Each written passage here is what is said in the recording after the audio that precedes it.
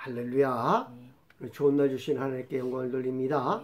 여러분도 좋은 날 되시길 주님의 이름으로 축원합니다. 예수님이 2000년 전에 부활하셨습니다. 그래서 오늘은 부활주일로 전 세계의 교회들이 다 섬기는 날입니다. 예수님의 부활인데 본문을 어떤 면에서는 신약을 예수님의 부활편을 택해야 할 텐데 구약을 본문으로 삼았습니다. 그래서 의아해 할 텐데 본문을 통하여 우리가 예수님의 부활은 어떻게 지내야 하는지를 살펴보는 시간이 되었으면 합니다. 이스라엘의 절기는 6월절부터 시작됩니다. 6월절을 지내고 무교절을 보냅니다. 무교절을 보낸 후에 본문의 절기는 초실절 절기를 지키라는 것입니다. 6월절만 중요한 것이 아니라 이스라엘 남자라면 3번 하나님 앞에 나오라고 한 절기만 중요한 것이 아니라 모든 절기가 중요하다라는 것입니다. 그 중에서 오늘은 초실절에 대하여 살펴보는 시간을 가지려고 합니다. 성경에서는 초실절에 대하여 이러하게 말해주고 있습니다. 레위기 23장 9절 이하의 말씀입니다. 여호와께서 모세에게 말씀하여 이르시되 이스라엘 자손에게 말하여 이르라 너희는 내가 너희에게 주는 땅에 들어가서 너희의 곡물을 거둘 때에 가장 먼저 너희의 곡물의 첫 이삭 한 단을 제사장에게로 가져갈 것이요 제사장은 너희를 위하여 그 단을 여호와 앞에 기쁘게 받으심이 되도록 흔들되 안식일 이튿날에 흔들 것이며 너희가 그 단을 흔드는 날에 1년 되고 흠없는 수양을 여호와께 번제로 드리고 그 소절에는 기름 섞은 고운 가루 10분의 2 에바를 여호와께 드려 화제로 삼아 향기로운 냄새가 되게 하고 전제로는 포도주 4분의 1 흰을 쓸 것이며 너희는 너희 하나님께 예물을 가져오는 그날까지 떡이든지 볶은 곡식이든지 생이삭이든지 먹지 말지니 이는 너희가 거주하는 각지에서 대대로 지킬 영원한 규례니라. 초실절은 영원히 지킬 규례다라고 말씀해주고 있습니다. 본문에는 해석상 빠졌지만 개역 한글에서는 10절에 위선이라는 단어가 있습니다. 위선이라는 것은 가장 먼저 해야 할 일이라는 뜻입니다. 6월절을 보내고 무교절을 보낸 후에 제일 먼저 해야 할 일은 무교절이 지난 다음 날인 주일에 첫 곡식을 하나님께 드리라는 것입니다. 무교절이 언제 끝나느냐라면은 무교절이 끝나는 날은 안식일 날 끝나요. 그 다음 날은 뭐예요? 첫 주일이 되는 거예요. 그날 초실절을 지키라는 겁니다. 의미가 있다라고 생각이 되어집니다. 유교절을 보내고 무교절을 보낸 후에 제일 먼저 해야 할 일은 무교절이 지난 다음 날인 주일에 첫 곡식을 하나님께 드리라는 것입니다. 그것이 초실절입니다. 초실절은 첫 수확물을 하나님께 드리며 첫 수확을 시작해 하신 하나님께 감사하는 절기이며 칠칠절은 초실절 이후에 7주가 지난 날에 이루어지는 절기로서 첫 수확 이후부터 본격적으로 모든 수확을 끝마치고 수확을 무사히 마치게 해주신 하나님께 감사하는 절기입니다. 그러나 초실절은 하루에서 그치지 않습니다. 무교절 이후 첫날을 초실절을 지키라고 해서 첫날만 초실절로 여겼습니다. 그리고 칠칠절로 이루어진다라고 생각했습니다. 7주를 셀지니 곡식의 낫을 대는 첫날부터 7주를 세어라고 기록하고 있습니다. 이는 하루에서 그치지 않는다라는 것을 말해주고 있는 것입니다. 추실절이 하루에서 그치지 않는 이유가 있습니다. 이것은 가나안 땅은 강원도만한 땅 크기라고 합니다. 강원도만한 땅 크기인데 길이는 평양에서부터 목포까지의 길이라고 합니다. 그러니 남북으로 길게 뻗은 나라인 것입니다. 이 나라의 첫 수확 곡물은 당연히 보리입니다. 그런데 보리의 파종 시기와 수확하는 시기가 다를 수밖에 없습니다. 그 시기를 49일로 계산한 것입니다. 빠르면 49일이고 늦어도 49일인 것입니다. 그래서 성경은 7주를 셀지니 곡식의 낫을 대는 첫날부터 7주를 세어라고 말씀하고 있는 것입니다. 7주 동안 첫 열매를 하나님께 드리는 것이 초실절입니다. 초실절을 전에는 하루로 계산을 했습니다. 이 또한 근거가 있습니다. 그 근거를 남유다와 북이스라엘이 갈라섰을 때 드러납니다. 북이스라엘은 3가지를 변경하게 됩니다. 이 3가지 때문에 북이스라엘은 대대로 악한 왕이 되고 말았습니다. 그럼 북이스라엘이 변경한 3가지는 무엇이고 왜 변경했는지를 살펴보도록 하겠습니다. 절기 때만 되면 경건한 이스라엘 백성들이 다 예루살렘 성전으로 간다는 것입니다.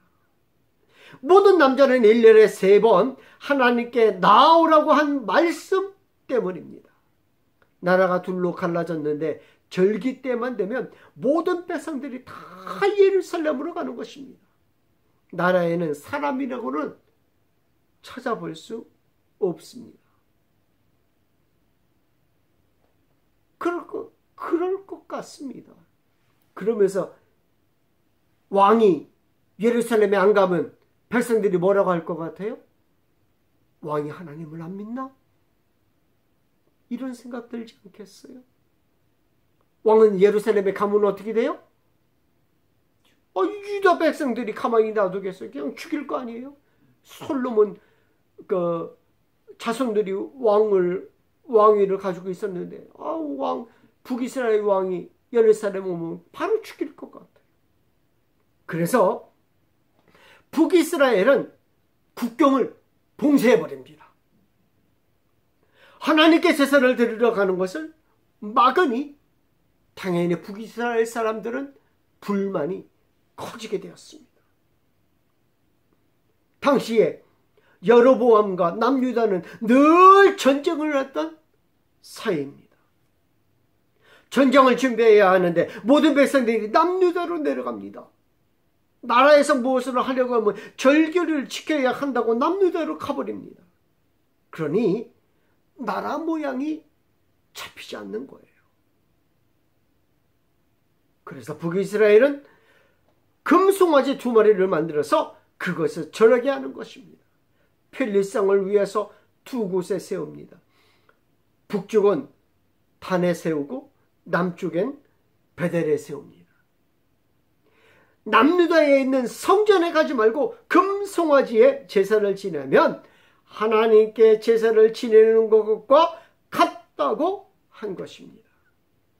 북이스라엘 사람들은 남유다 가는 길도 막히고 하나님께 제사를 지내는데 가까운 데서 지내니 더할 나위 없이 편한 것입니다. 그래서 사람들이 내려가지 않고 송아지의 제사를 지내기 시작합니다. 두 번째로 변경한 것이 제사장 제도입니다. 금송아지의 절을 하라고 하니까 경건한 레위인들과 경건한 북이스라엘 사람들이 어떻게 했을 것 같아요?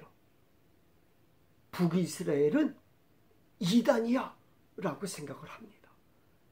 그래서 남유다로 다 내려갑니다. 남유다로 다 내려가 버립니다. 그러면 북이스라엘은 어떤 현상이 발생됩니까? 당연히 누가 없어요? 제사장들이 부족한 거예요. 제사를 드릴 제사장들이 부족한 거예요. 절기 때가 되어서 매년 다가오는 절기 때가 되어가지고 제사를 지내려고 하는데 제사장들이 없어요. 그러면 제사를 지낼 수가 없는 거예요. 그래서 북이스라엘은 일반인들에게도 돈만 주면 제사장을 삼아서 부족한 제사장을 채운 겁니다. 제사장이 되면 당시에 이점이 많았어요. 혜택이 많았어요. 그러니까 너도 나도 돈을 주고 매간매직을 하면서 막 제사장이 되려고 했어요. 이것이 북이스라엘이 택한 레위인만 제사장이 되어야 된다라고 하는 그 룰을 깨고 평민에게도 제사장이 될 수 있는 권한을 준 겁니다. 마지막으로 절기의 날짜를 변경한 것입니다. 장막절을 변경한 것입니다. 열왕기상 12장 32절 말씀에 여덟째 달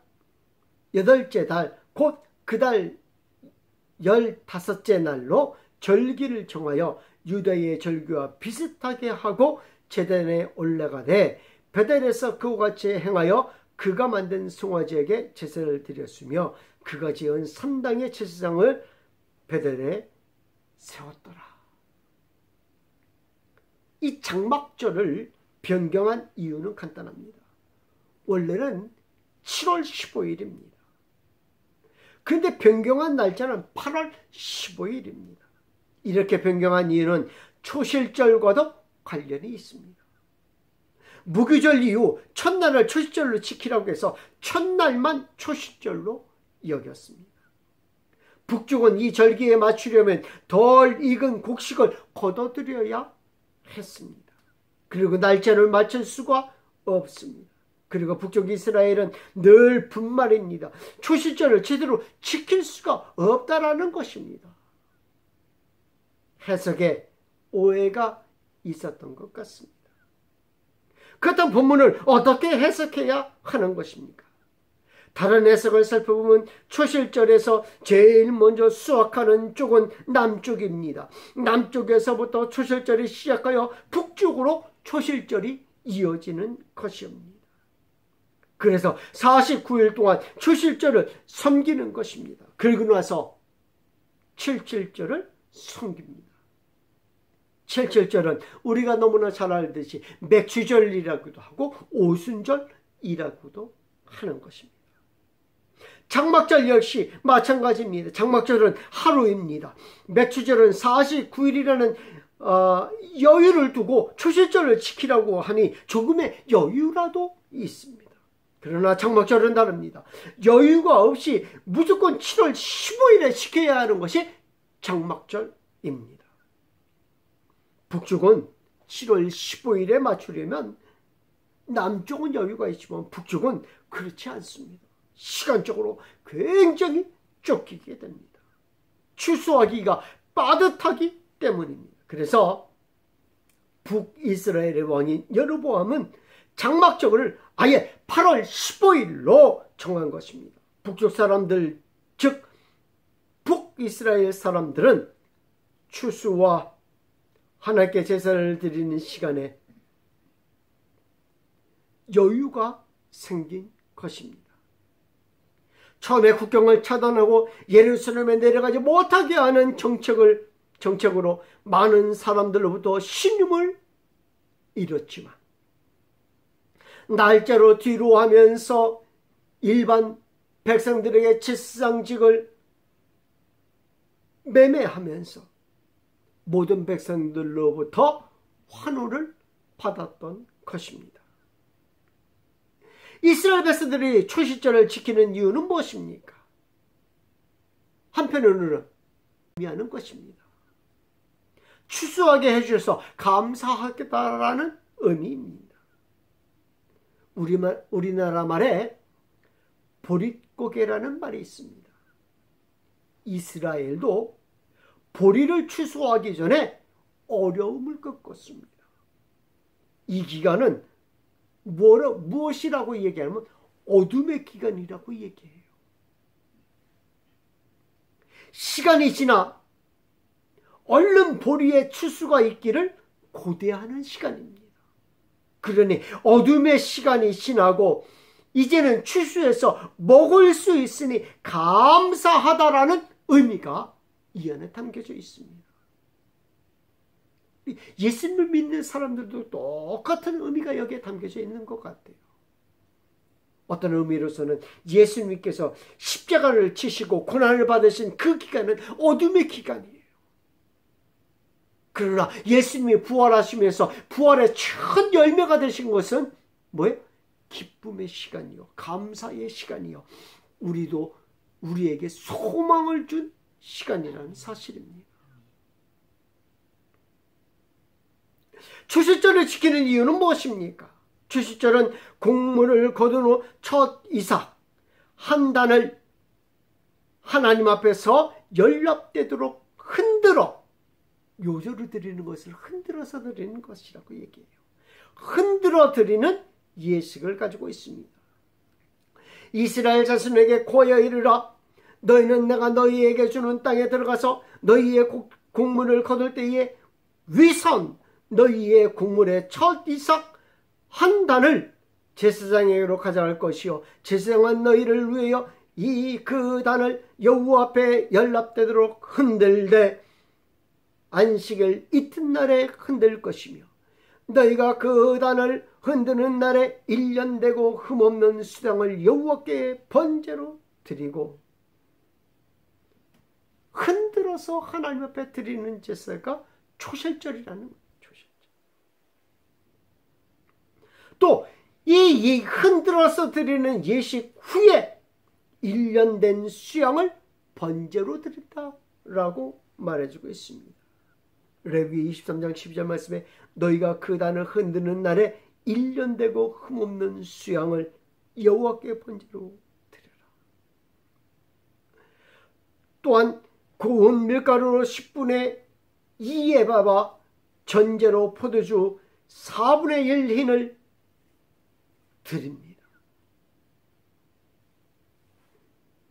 이 초실절을 드리기 전에는 말입니다, 햇곡식으로 떡을 만들어 먹을 수 없어요. 행여나 이 햇곡식을 비벼가지고 먹을 수 없어요. 비벼서 먹으면 먹을 수도 있잖아요. 미리 곡식 나온 거 보고 야 하고 비벼서 먹을 수도 있잖아요. 근데 그렇게 비벼서 먹을 수 없어요. 네, 우리가 헷갈릴 수 있는 것이 있어요. 어디서 헷갈립니까? 예수님의 제자들도 이삭을 비벼서 먹었잖아요. 그러면 그건 초실절이 아닙니까? 이렇게 얘기할 수 있어요. 그렇지 않겠어요?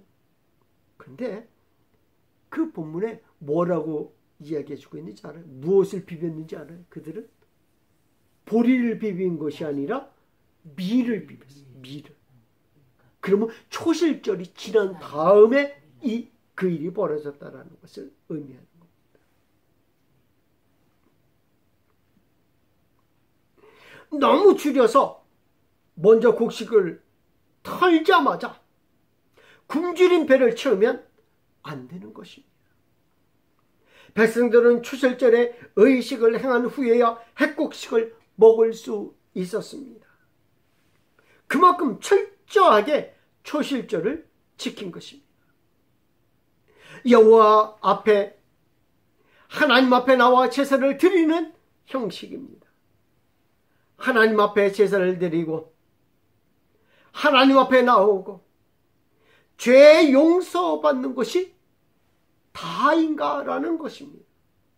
신명기 16장 14절 이하의 말씀을 보게 되면 절기를 지킬 때에는 너와 내 자녀와 노비와 내 성중에 거주하는 레위인과 객과 고아와 가부와 함께 즐기되 네 하나님 여호와께서 택하신 곳에서 너는 이래 동안 네 하나님 여호와 앞에서 절기를 지키고 네 하나님 여호와께서 내 모든 소출과 내 손으로 행한 모든 일에 복 주실 것이니 너는 온전히 즐거워할지니라.